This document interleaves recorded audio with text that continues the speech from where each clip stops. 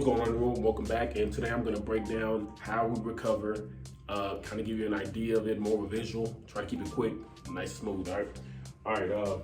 So usually, whenever we're looking at recovery, I'm gonna draw a line, a straight line, a relatively straight line. All right. So this is where we're at. All right, and this is a line of time. All right.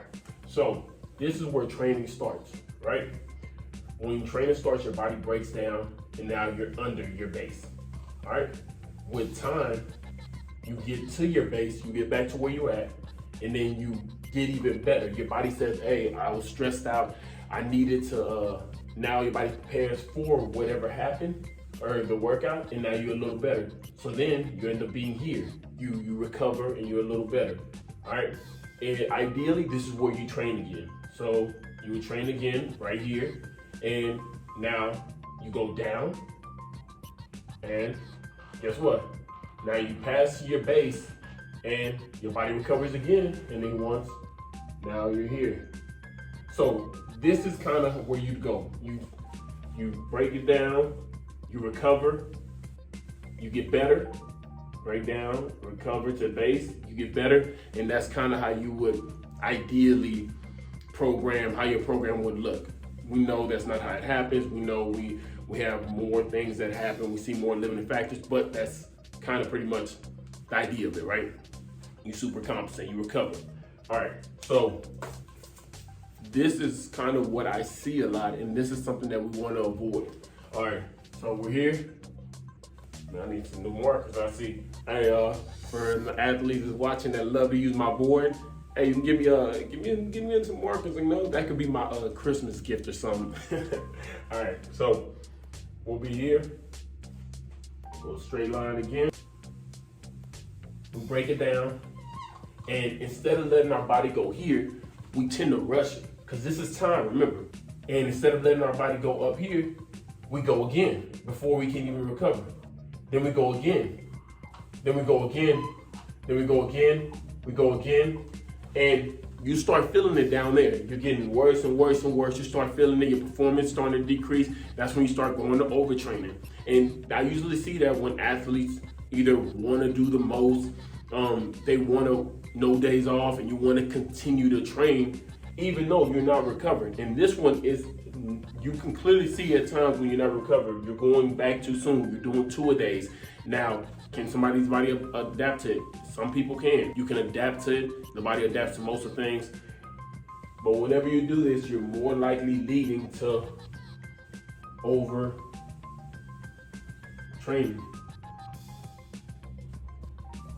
And with overtraining, hey, my penmanship is horrible. I know this. That's why I type. But with overtraining, what happens is now you're more susceptible. You're getting sick. Your body's breaking down. Your muscles are off. This is what happens whenever you go back and train too soon. This is the importance of recovery. Because if you don't recover, you don't get better. Not only do you not get better, but you start to get worse.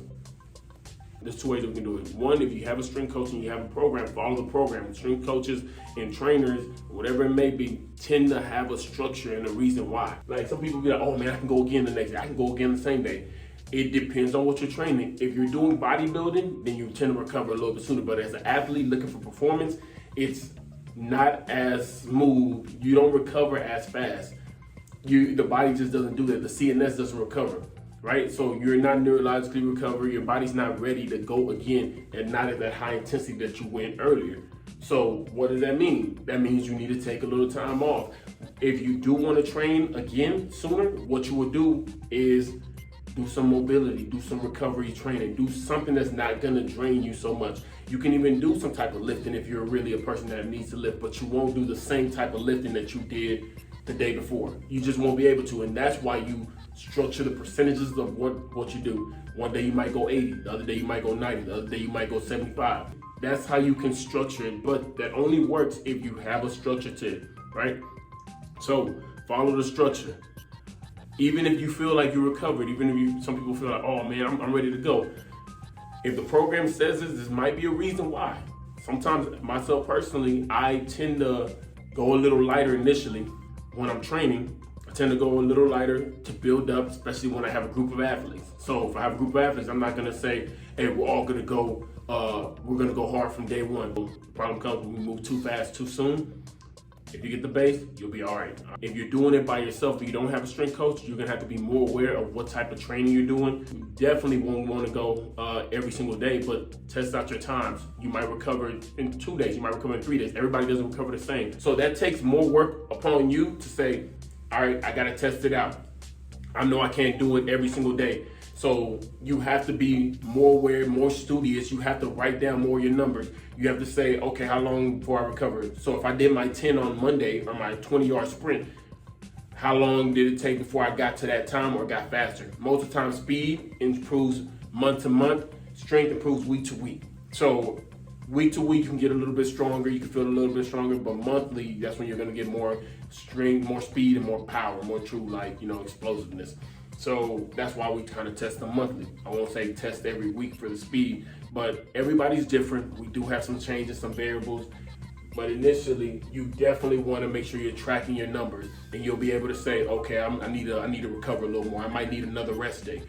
Everything isn't structured depending on your sleep, depending on your eating. You're not going to be able to recover smoothly, and you're not going to be able to recover 100% if you don't have all those things 100%. So ideally, you'd want to make sure that you're tracking it, seeing your numbers, especially if you're by yourself.